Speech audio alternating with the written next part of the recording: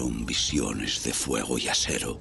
Las pesadillas se repiten más a menudo, ahora que he visto a mi amada Francia devorada por años de guerra.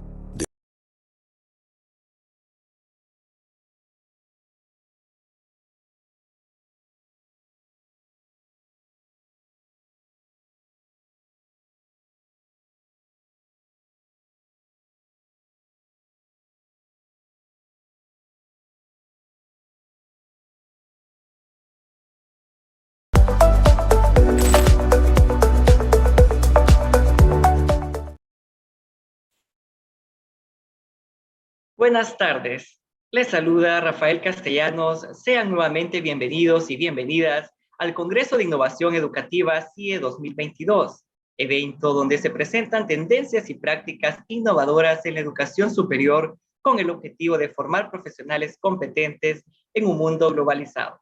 Contamos con la participación de conferencistas internacionales, presentación de tecnologías educativas y ponencias de docentes. La educación es el pasaporte hacia el futuro, porque el mañana pertenece a quienes se preparan para el hoy. Malcolm X. Para los asistentes que nos ven y nos escuchan de manera virtual, pueden ir realizando sus comentarios o preguntas a través del chat a su derecha, los cuales serán atendidos al finalizar la conferencia. Bienvenidos a la cuarta conferencia del Congreso de Innovación Educativa CIE 2022, titulada como Metodologías Disruptivas en la Educación Universitaria, brindada por la máster Adriana Araque, quien es gerente en el grupo Guía. La máster Adriana Araque es conferencista en temas relacionados con la educación virtual y presencial, incorporación de las TIC y el diseño de ambientes de aprendizaje. También es consultora para proyectos educativos mediados por las tecnologías de la información y la comunicación, soluciones tecnológicas, desarrollo de contenido académico, modelos de pedagogías contemporáneas, diseño de materiales educativos, implementación e incorporación de tecnologías con perfiles informativos y formativos. Es experta en diseño, selección y orientación de materiales didácticos. Nuevamente, damos la bienvenida y cedemos la palabra a la máster Adriana Araque. Continuamos. Muchísimas gracias, Rafael, y muchísimas gracias a la universidad por esta invitación. Realmente estos son los escenarios que impactan nuestro quehacer como docentes, escucharnos, conocernos. Hemos estado en una serie de conferencias alrededor del Congreso que realmente nos han dejado muchas expectativas y mucha información valiosa. Y hablar de innovación educativa siempre va a ser un reto porque la innovación siempre está adelante, siempre que presentamos algo. Yo recuerdo que cuando comprábamos hace algo, todavía compramos un celular y ya en un momento sale un celular nuevo. Y precisamente hoy quiero hablarles de lo que llamamos las metodologías disruptivas en la educación universitaria, específicamente cuando hablamos de adultos en educación universitaria, que es un espacio en donde realmente los profesores debemos trabajar desde lo activo, en donde los estudiantes deben hacer parte de un ambiente de aprendizaje y el profesor debe diseñar ese ambiente para los que aprenden. Ya dejamos un poco de lado la base como de los contenidos que son importantes. Aquí la reflexión es saber cómo orientar esos contenidos para que las personas los aprendan. Y tenemos un concepto bien particular y bien interesante que se habla en muchos lugares, y es acerca de la disrupción, ¿sí? ¿De qué es eso? ¿Qué se trata? ¿De qué se trata la disrupción? Que tiene que ver con creatividad, claramente, y que tiene que ver con innovación. Dentro de las competencias que yo creo que tiene el profesor de este siglo, está esa de inventar constantemente. ¿Sí? De trabajar con otros profesores para diseñar unos ambientes en donde el que se favorezca sea el estudiante, el que aprende es el estudiante. Cuando estoy en formación de profesores, siempre les digo, el que trabaja en clase es el estudiante. Entonces, ¿qué hace el profesor, Adriana? Planea, orienta, organiza, diseña momentos de aprendizaje, diseña estrategias pedagógicas que le apunten a resultados esperados de aprendizaje significativos, evalúa de manera innovadora. Y claro, las metodologías disruptivas hacen que los profesores seamos quienes inventen, por lo tanto debemos ser creativos, estudiosos todo el tiempo de lo que está pasando. Debemos además implementar, innovar, arriesgarnos a hacer una cantidad de cosas en el aula en pro del aprendizaje. Voy a hablarles hoy precisamente de eso, de lo que habla, de lo que es la disrupción. Y aquí, como lo dice la gráfica, cuando me dijeron metodologías disruptivas, yo dije, las metodologías disruptivas indican un cambio brusco, un cambio real, ¿sí? Y hacer un cambio real es algo importante con los profesores, que los estudiantes realmente sientan que está pasando algo en el aula, que pasó algo en el aula. Yo recuerdo que la disrupción o los cambios o la innovación la empezamos desde hace mucho tiempo en muchos lugares en donde yo trabajo con profesores. Y recuerdo un dato muy bonito de un profesor, una historia muy bonita, una anécdota de un profesor que tenía mucho miedo a cambiar su práctica, sentía que si no seguía un libro, si no seguía como esa base, él no iba a poder manejar en un salón de clase. Y entonces le propusimos que rompiera totalmente el esquema sin tecnología, porque le tenía mucho miedo en esa época, le tenía mucho miedo al uso de las tecnologías porque no las sabía manejar. Hicimos algo muy sencillo. En un salón de clase, lo primero que hicimos fue sacar las sillas, los pupitres. Entonces, cuando llegaron los estudiantes que eran de universidad, claramente empezaron a mirar hacia la puerta y decir, ¿será que sí hay clase? Y estábamos adentro los demás, estábamos acompañando al profesor en la implementación de una estrategia pedagógica. Y empezaban a mirarnos a ver si había clase o no. Y por fin uno de los estudiantes dijo, yo me lanzo, voy a preguntar si hay clase o no, porque no habían pupitres. Entonces se lanzó y claro, le dijimos, claro que si hay clase, tienen que entrar. Entonces ingresan los estudiantes y encontraron en el salón de clase una serie de carteleras o cartulinas con conceptos pegados en una parte y unas descripciones pegadas en las otras. Decidimos hacer unos grupos y empezar a decir que hicieran relación los estudiantes y así se equivocaron. Y ahí hubo una disrupción, los estudiantes estaban implicados en el proceso de enseñanza y aprendizaje, el profesor orientado, cada vez que un estudiante sentía que lograba relacionar dos conceptos, levantaba la mano o en grupo y se iban en el grupo y sustentaban por qué se relacionaba la palabra con el concepto. Algo tan simple como eso, ¿sí? Entonces, ni siquiera teníamos mucha tecnología, teníamos elementos pedagógicos y creativos de cómo hacer para que los estudiantes realmente se conectaran y lo aprendieran. Ahí empecé yo a comprender qué era lo disruptivo. Ah, y lo disruptivo parte del pensamiento del profesor, ¿sí?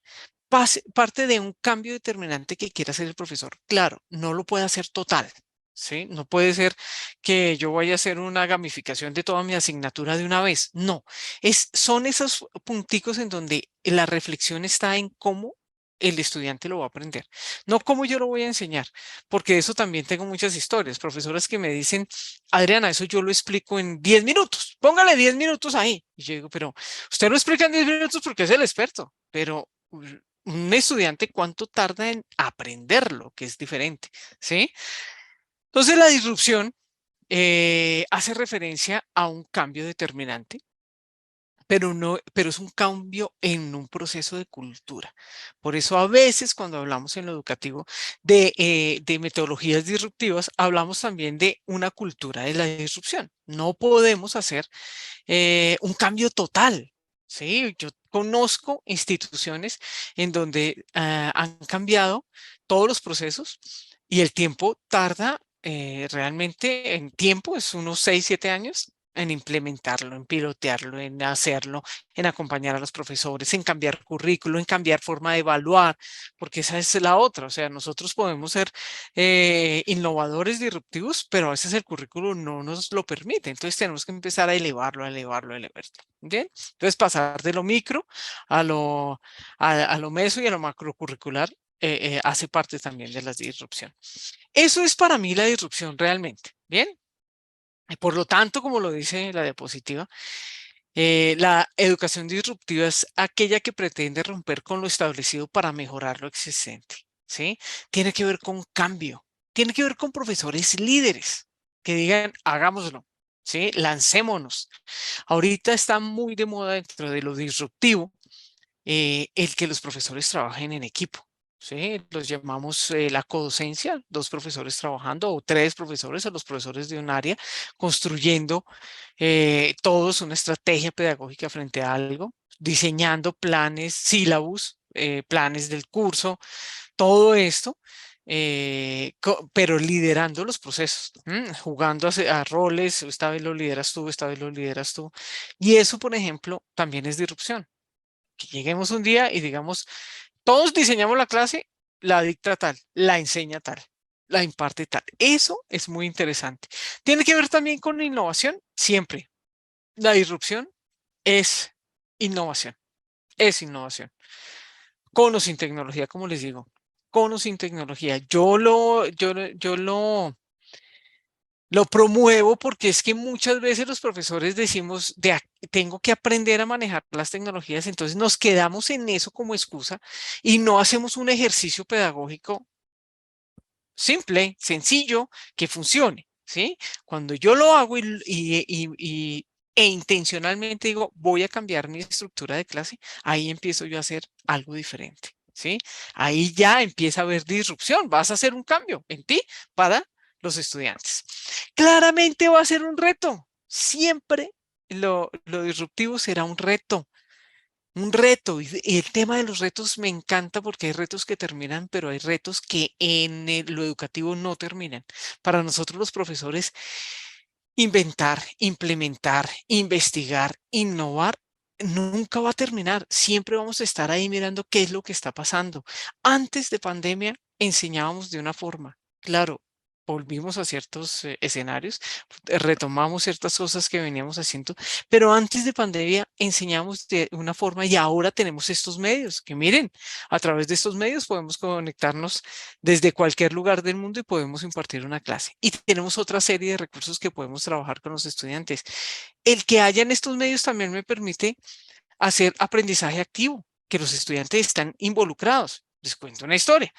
Los profesores de química, cuando fue pandemia, algunos profesores de química de algún colegio me escribieron y me dijeron, Adriana, o sea, no tenemos laboratorios, no sabemos cómo hacer actividades, no sabemos. Yo les decía, "Mm, miren a su alrededor, estábamos en pandemia, todavía estábamos en las casas, no podíamos salir.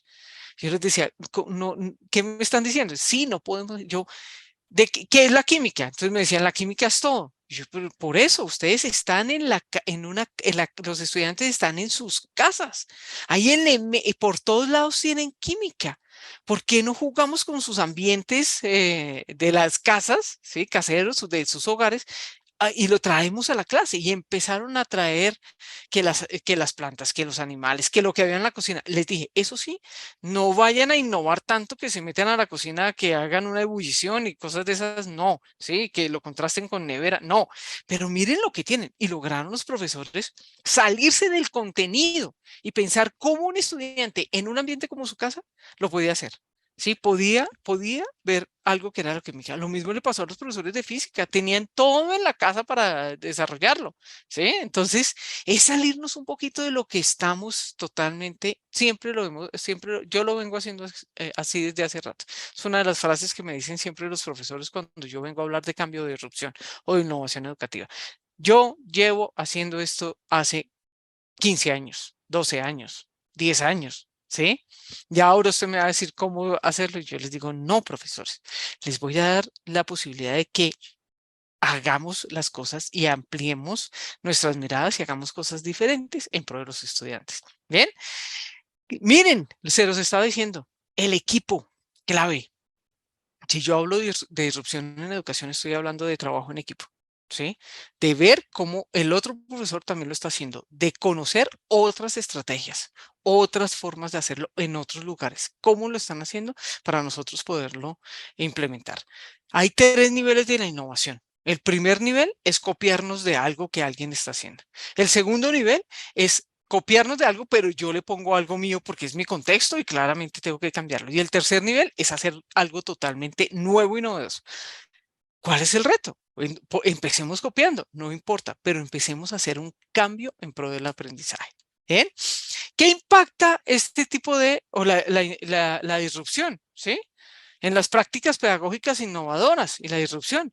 Claramente nos impacta las infraestructuras, ¿sí? A veces debemos incorporar tecnologías de información y comunicación, claramente.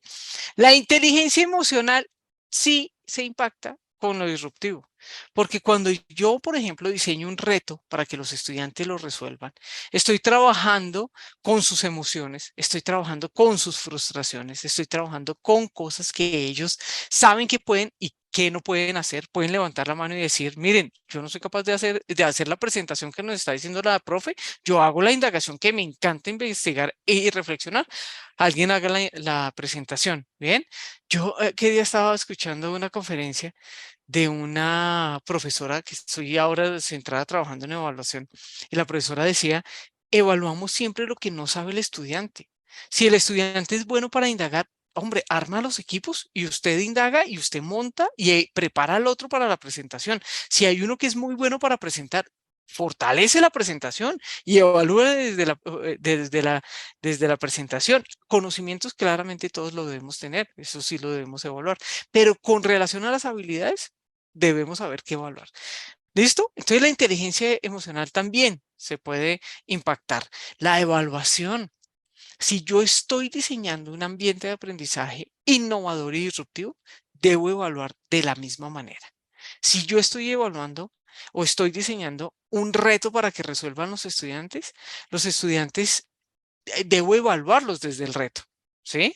Debo evaluarlos. Es como cuando yo le digo a los profesores, si su resultado esperado de aprendizaje o su objetivo de la clase está centrado en que el estudiante diseñe un material educativo digital o diseñe un plan de marketing, que le entreguen el plan de marketing al final y que se lo sustenten. No que usted llegue con un falso y verdadero, un caso, no, que le entreguen eso. Hay que tener una coherencia.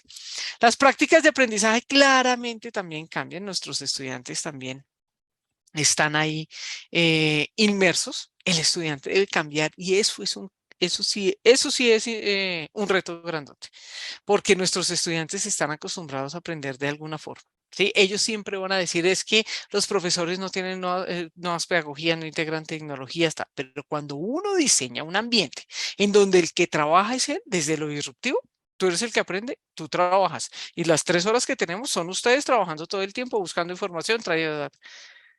Lo he hecho y los estudiantes levantan la mano y dicen, profe, ¿y cuándo nos van a dictar la clase? Y yo, estamos en la clase.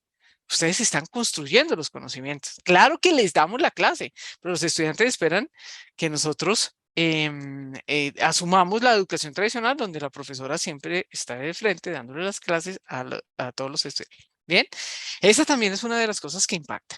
Prácticas docentes, claramente, cuando yo empiezo a hablar de lo disruptivo y de innovación pedagógica, estoy trabajando con prácticas docentes, con toda la función de los profesores.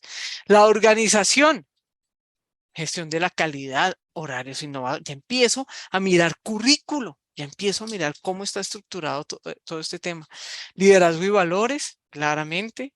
Estoy hablando de el compartir la gestión del conocimiento entre nosotros los profesores, las conexiones entre el mundo real, las redes sociales, el aprendizaje. Si se dan cuenta, todo esto, cuando yo hablo de una metodología o de una propuesta disruptiva, estoy hablando de lo curricular, estoy impactando todo el proceso, no solo una parte. Bien, ¿quién es ese profesor disruptivo para mí? El profesor disruptivo ya no dicta clase, ya no dicta clase, ya en ese momento configura ambientes de aprendizaje.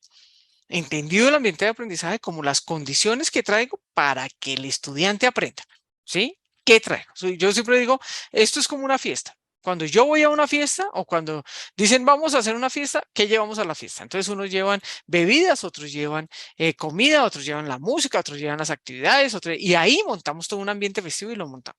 Cuando yo voy a hacer una clase o voy a hacer un ambiente de aprendizaje, ¿qué traigo? Contenidos, un objetivo claro, unos contenidos que lo acompañan, unas actividades, una forma de evaluación, unas interacciones con los estudiantes, una serie de preguntas reflexivas. Eso es configurar un ambiente de aprendizaje. ¿Bien? De eso se trata. Un profesor disruptivo ya no piensa desde el PowerPoint. Entonces, en esta clase voy a tener esto, sino piensa en los momentos de la clase. ¿Cómo conecto al estudiante inicialmente? ¿Cuántos momentos tiene una clase? 3. La estrategia de entrada, la estrategia de desarrollo y el cierre. La estrategia de entrada es cómo conecto y capto la atención del estudiante en un mundo tan complejo como este, en donde, en donde hay tanto dispositivo y tantos estímulos externos, ¿sí? Está el celular, que como siempre vamos a pelear con el celular.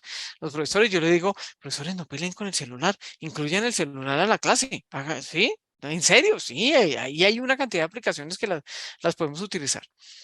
El desarrollo, ahí sí, ¿qué actividades voy a hacer para que después de que tengo la atención de los estudiantes, empiezo a hacer actividades en donde se concentren frente a eso y me empiecen a memorizar y se produzca el aprendizaje?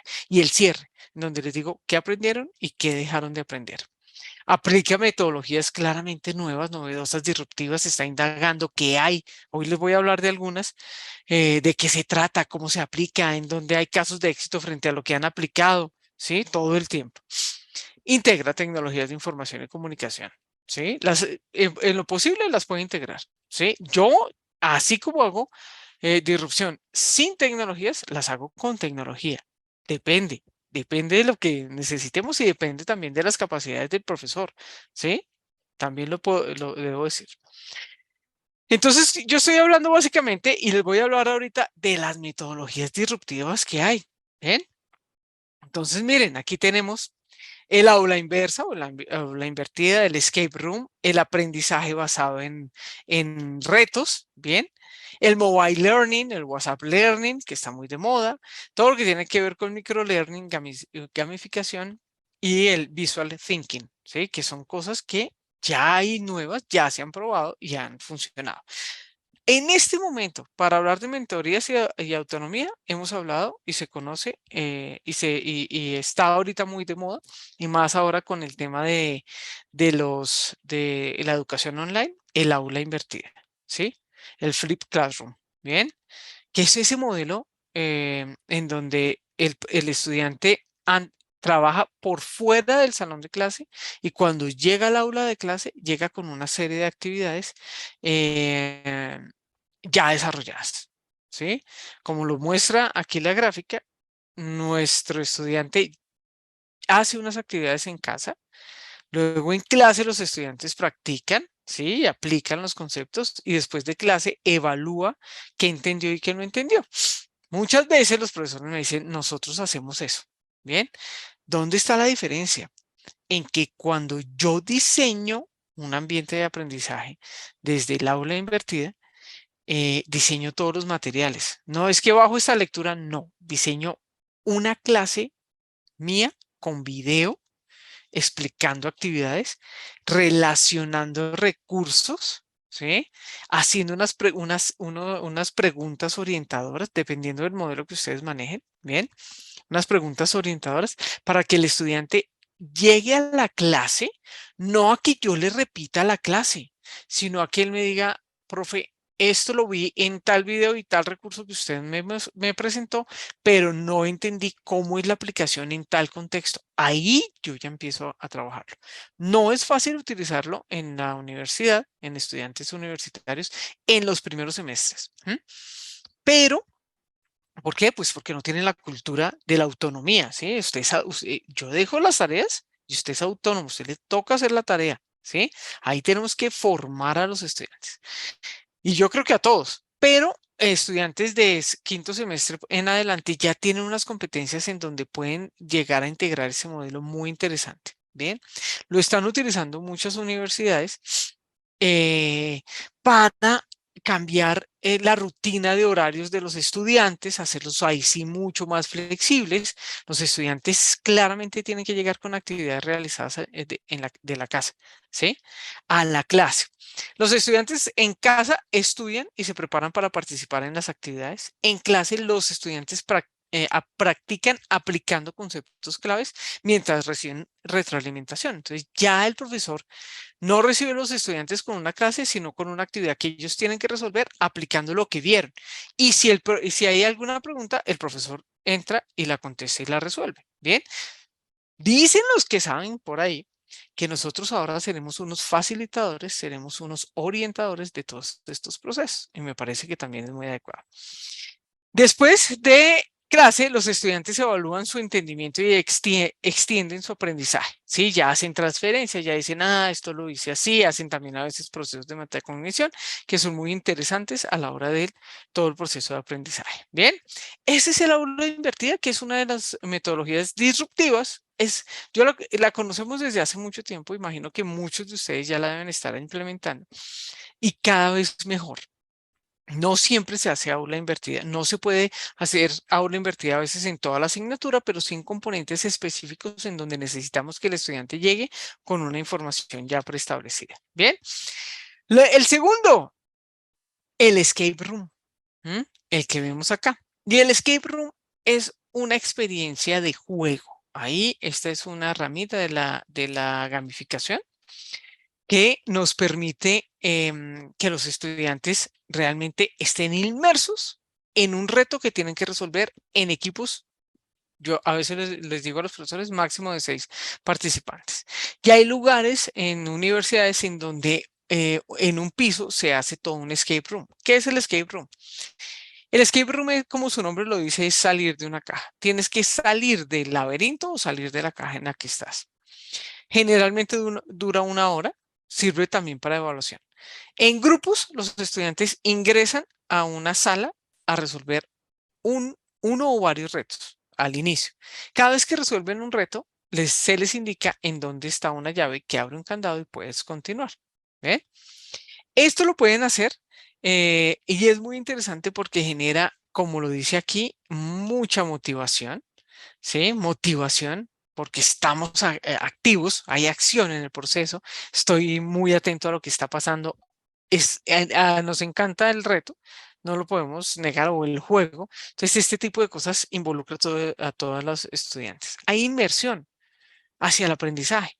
Los estudiantes están realmente concentrados tratando de solucionar un problema, tratando de salir, ¿sí?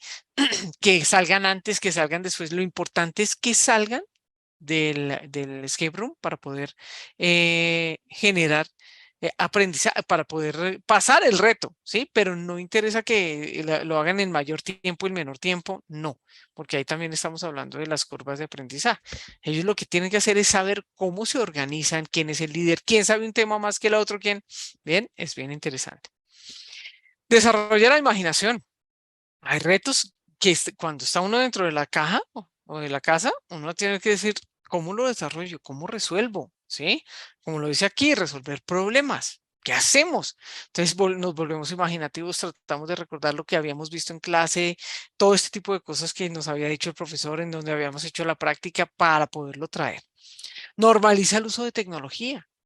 ¿Sí? Entonces, por ejemplo, así como hay sitios en donde hay un espacio donde se puede crear, también hay escape room, y los profesores pueden diseñar un escape room en un software que se llama Genially. ¿Sí? A través de Genially, si quieren, busquen en internet tutorial de cómo hacer un escape room en Genially. Escape room se escribe así, ¿sí? Y Genially, ya les digo cómo se escribe para que lo vean, pero Genially, con doble E, con G, Genially, con doble L, ¿sí? Y ahí lo van a encontrar. Entonces, tú ves a los estudiantes en el escape room tratando de resolver y van y buscan y traen y hacen, ¿sí? Todo normalizamos el uso de tecnología. Un escape room siempre va a estar centrado en el estudiante, ¿sí? Va a estar centrado en lo que hace el estudiante. Entonces, yo tengo que pensar y diseñar el escape room para que lo resuelvan los estudiantes, que no sea muy fácil de resolver, pero tampoco que sea muy difícil. O tal como lo dice la taxonomía de Bloom, lo voy llevando desde el conocimiento de la comprensión a la aplicación, lo voy llevando en un nivel gradual para que por fin logre resolverlo, ¿vale? También fomenta la cohesión de grupo. Y cuando yo diseño una actividad colaborativa, realmente lo que más estoy generando es que haya una cohesión de grupo, que se identifiquen quién es líder, que se identifique el trabajo en equipo, que se identifiquen los niveles de comunicación. Bien, ahí puedo observar otras cosas. Cuando nos dicen que el sílabus tiene un RAE y una serie de competencias, este tipo de actividades me resuelven el tema del desarrollo de estas competencias.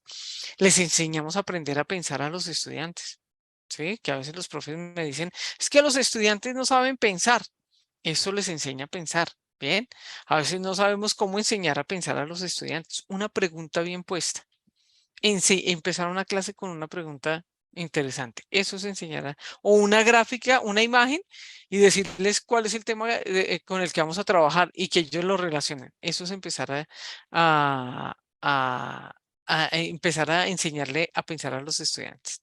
La evaluación alternativa es una alternativa que el Escape Room me permite evaluar conocimientos. De hecho, para parciales en ámbito universitario, ¿sí? Con estudiantes de primer semestre, yo he acompañado a profesores a diseñar sus escape room para que los estudiantes lo resuelvan y funciona muy bien, funciona muy interesante.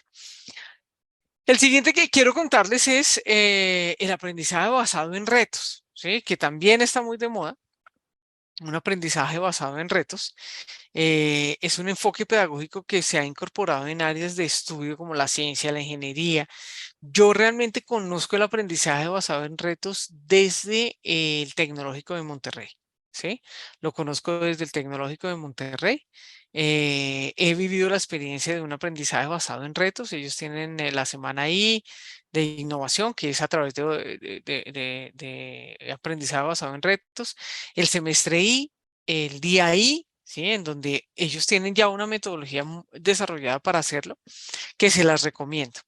Y hay una que a mí me encanta, que es un ejemplo que yo creo que ya está llegando a varios países, que es la historia del École 42.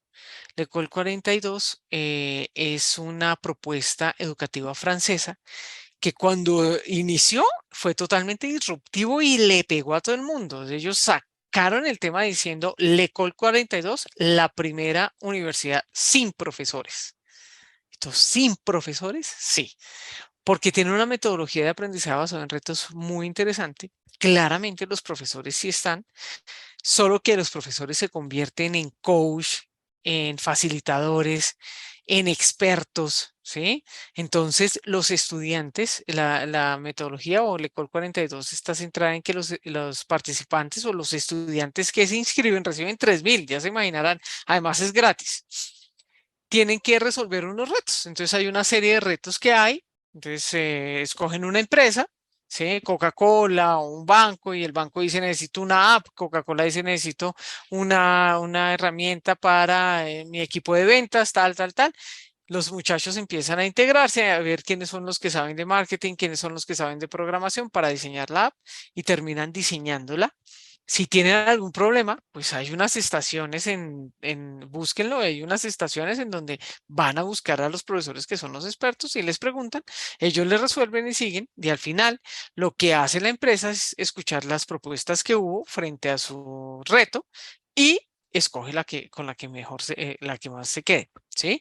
Y ahí hay estudiantes que recién salen del colegio que no han salido del colegio. ¿Sí? Entonces, esto es clave para nosotros, profesores, porque lo educativo, no sé qué ha pasado en otros países, pero en Colombia el tema de la deserción o de la matrícula, sí, ha bajado un 30% antes de pandemia. Imagínense después de pandemia. Entonces, tenemos que mirar cómo hacer atractivo el tema educativo también para los estudiantes. Paulo Freire lo decía, sí, lo ha dicho siempre. Ya nosotros los profesores, además de educar y de enseñar, tenemos que entretener. ¿Cómo hacemos para que esto se vuelva una experiencia de aprendizaje? El mobile learning y WhatsApp learning, todo lo que tiene que ver con dispositivos, dispositivos digitales, ¿sí? Dispositivos móviles en donde yo los puedo llevar, ¿sí? Traer. eh, es un enfoque que aprovecha la tecnología móvil para aprender, ¿sí? Las apps, mírenlo acá. Yo puedo diseñar apps. Claro, la más conocida es el Duolingo, ¿sí? Pero yo a través de WhatsApp también puedo compartir un tablero electrónico como Miro, ¿sí?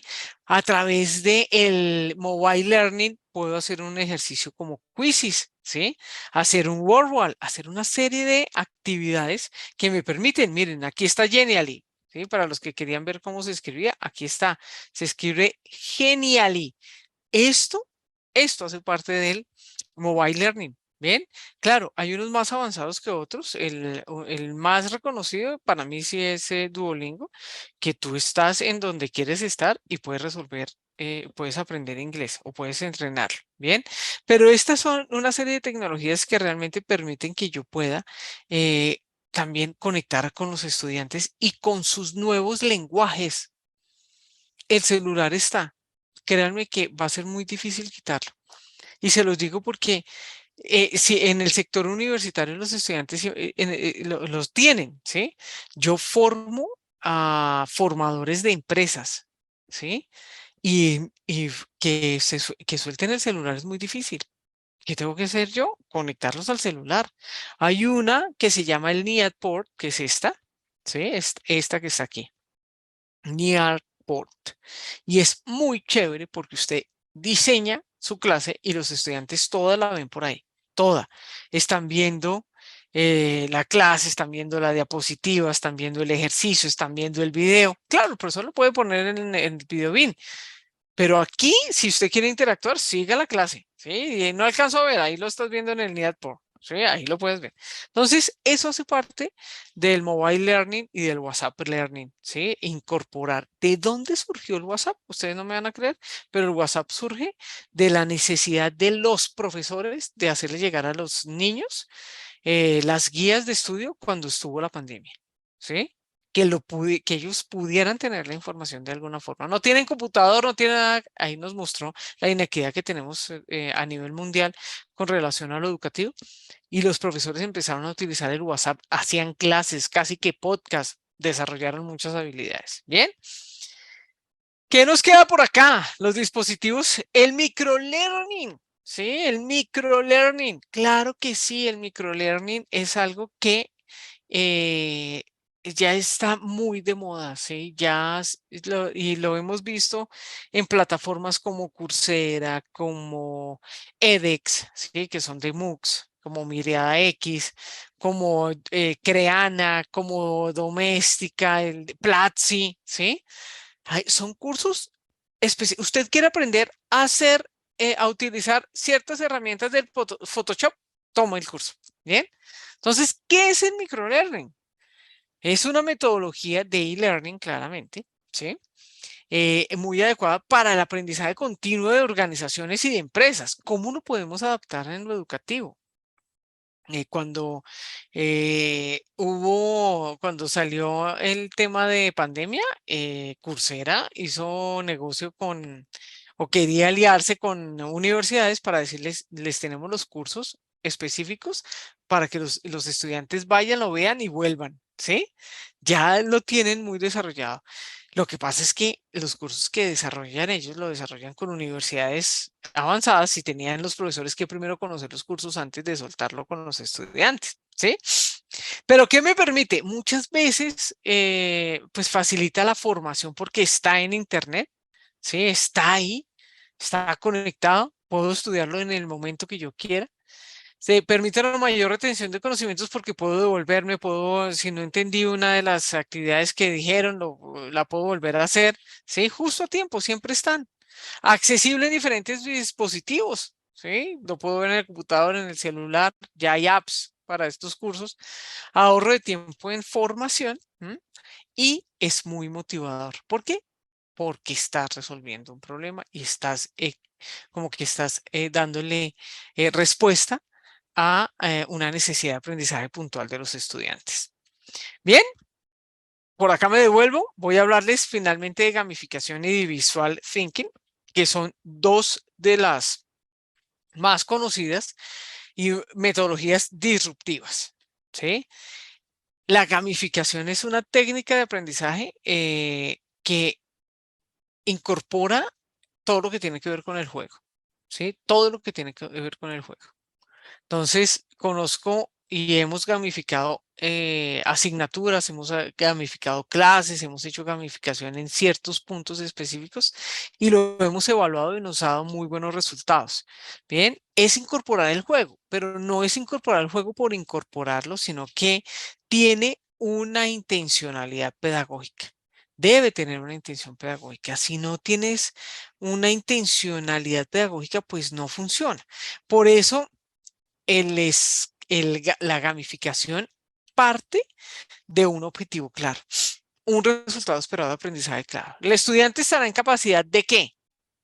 ¿Sí? Entonces, por ejemplo, nosotros gamificamos toda una asignatura para un programa de administración de empresas y la asignatura era talento humano y la gamificación que hicimos se llamaba la presentación al consejo directivo, ¿sí? La presentación al consejo directivo. Esa era la finalidad. Bien, el estudiante tenía que hacer una presentación después de todo el semestre al consejo directivo. ¿Sí? Entonces, el resultado esperado de aprendizaje era que el estudiante presentara de manera coherente, indicada, una serie de información que se le entregaba, un informe, tal. Bien, es definir un objetivo inicialmente. Lo que nos permite la gamificación es transformar el aprendizaje de capacidades y conocimientos en juego. ¿Sí? Es como yo transformo mi clase en algo totalmente diferente. No es traer una actividad de grupos, es una gamificación en donde está centrado un reto, por ejemplo. ¿Sí? Al finalizar el ejercicio, el grupo que termine con la mayor puntuación se ganará tal cosa. Ese es el reto. Un puesto en la compañía, ¿sí? Un curso de cómo presentar una entrevista efectiva. No sé, ¿sí? Propongan un reto. Establecer normas en la gamificación, que esa para mí es la tarea, es la actividad más difícil de la gamificación, que yo pueda establecer las normas de juego, ¿sí? Que puedan hacer los estudiantes que no, y pasa, o sea, una gamificación no se hace de un momento a otro. Uno hace una parte de la gamificación, hace parte del juego y hace un piloto, porque ahí salen las preguntas, ay, profe, pero también se puede tal cosa, profe, pero puedo hacer otra. Ya, no, las normas de juego son estas, ¿sí? Las tengo que tener claras. Entonces, establecer normas para la gamificación de tu clase, un sistema de recompensas. Entonces, y claro, imagínense un semestre, eran 16 clases para llegar a la presentación del consejo directivo. Cada tercera clase les entregábamos algo. Lograste desbloquear el nivel de conocimientos básicos de talento humano, por decir algo. Les entregábamos algo. ¿Sí? Entonces ya se veían ellos en un ranking y decían, uy, fulanito va bien aquí, pero esperen, nosotros nos adelantamos con la presentación y hacemos, ahí empieza a ver el sistema de recompensas.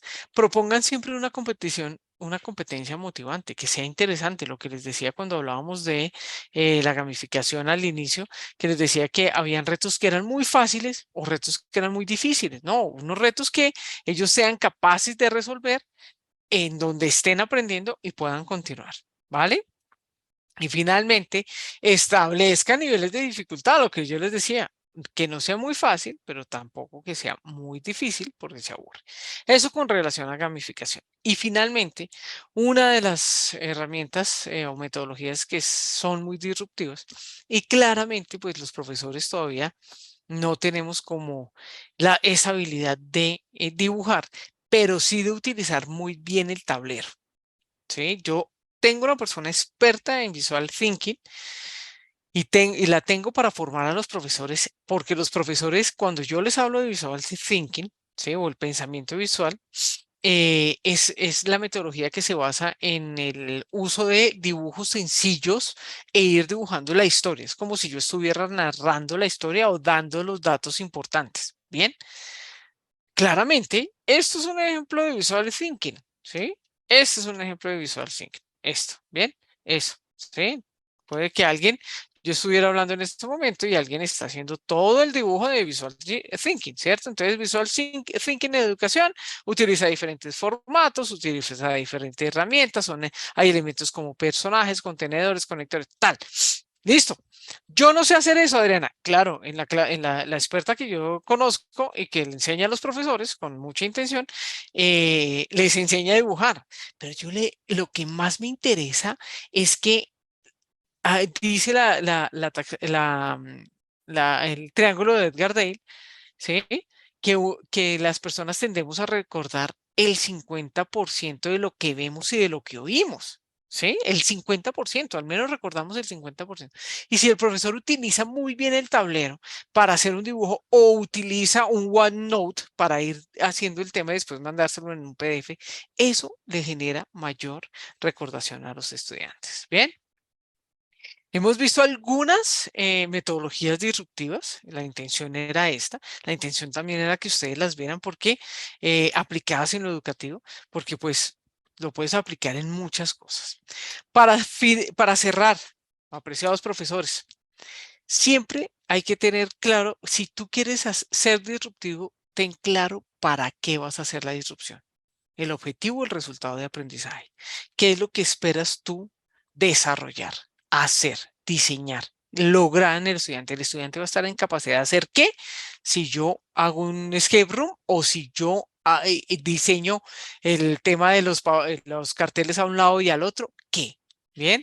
Dos, claramente debemos conocer nuevas metodologías. Hay un montón, hay muchas, muchas, muchas. Miremos una y aprendamos una e implementemos una para ver cómo funciona.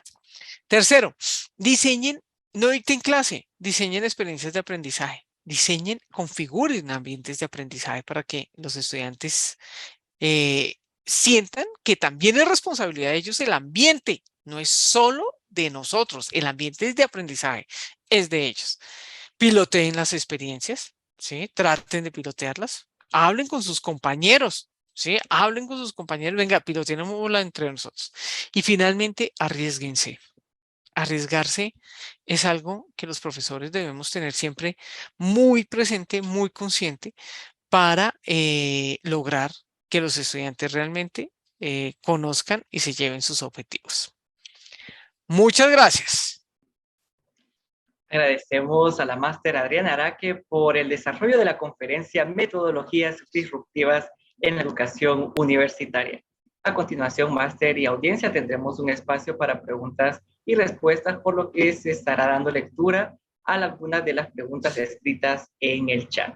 Así que por aquí tenemos la primera consulta hecha por Ingrid Estrella Cardona, quien nos consulta: ¿qué técnicas o recomendaciones puede darnos para que los estudiantes vean los recursos previamente en el aula invertida? Porque a veces sucede que solo un pequeño grupo ve y realiza las actividades previas. Y me toca, como usted menciona, volver a dar la clase, ya que está en los videos y recursos desarrollados para el mismo curso. ¿Me recuerdas el nombre, Rafael, de la profesora? Ingrid. Ingrid, lo primero, no es la clase. Si no llegaron con eso, no es la clase. Sí, tenemos que formar a los estudiantes. Dos, no coloques recursos al azar, coloca recursos con una narrativa. ¿Sí? O sea, esto te va a permitir hacer esto, esto y esto. ¿Sí? Trata de hacer recursos, utilizar recursos que tengan como una conexión y que les diga a ellos, si revisan estos recursos, van a resolver este y este problema. Bien. Entonces trata generalmente de hacer eso. Busca en la mayoría de las veces recursos audiovisuales, auditivos. Decimos, los estudiantes no les gusta leer, tienen que aprender a leer y realmente debemos promoverlo, ¿vale? Entonces creería que esas dos cositas podrías hacer. Yo, si no leyeron y si no hicieron las actividades, yo sigo con mi clase. Pasa una vez, Ingrid, y después ya no les vuelve a pasar. Muchas gracias, máster, de acuerdo. Nos consulta Mario Alberto Lagos: ¿se pueden aplicar un escape game en recursos asincrónicos o puede recomendar alguna alternativa a este esquema? De recursos asincrónicos, te puedo recomendar el Genially, búscalo, pero también lo puedes diseñar tú. Yo generalmente lo diseño utilizando, como lo decía Ingrid hace un rato, con una serie de recursos, ¿sí? Hago que los indaguen, los investiguen y tengo en un video encuentran una frase secreta o algo así, o una palabra clave y deben venir al chat de la online, sea Zoom, sea Meet, y colocarlo. El primero que lo coloque lleva un punto, ¿sí? Sí lo puedes hacer. De hecho, perdóname, el Google Earth, ¿sí? Utiliza el Google, ese lo utilizo muchísimo yo para que vayan, vuelvan, traigan, es muy interesante. Súper, muchas gracias, Máster. Nos pregunta Mario Miguel Ordóñez, buenas tardes, en su experiencia, ¿cómo podemos apoyar al docente desde la academia para que se deje de utilizar tanta clase magistral? Uno, creo que procesos de formación en donde le mostremos a los profesores qué otras alternativas hay son importantes, ¿sí? El proceso formativo es clave. Dos, diseñar equipos de profesores. O sea, si yo, Adriana, voy a diseñar sola una asignatura o voy a gamificarme por fuera, o sea, nunca voy a acabar. Pero cuando yo tengo equipos profesorales en donde les digo, este es el reto para ustedes, profesores, hacer lo mismo. El reto para ustedes, profesores, es cambiar esta asignatura totalmente. Creo que ahí ya el trabajo empieza a ser diferente entre todos. Muchas gracias, Máster. Linda Lobo nos consulta, ¿la musicoterapia puede ser un mecanismo disruptivo para aplicar en el espacio virtual donde compartimos con los estudiantes?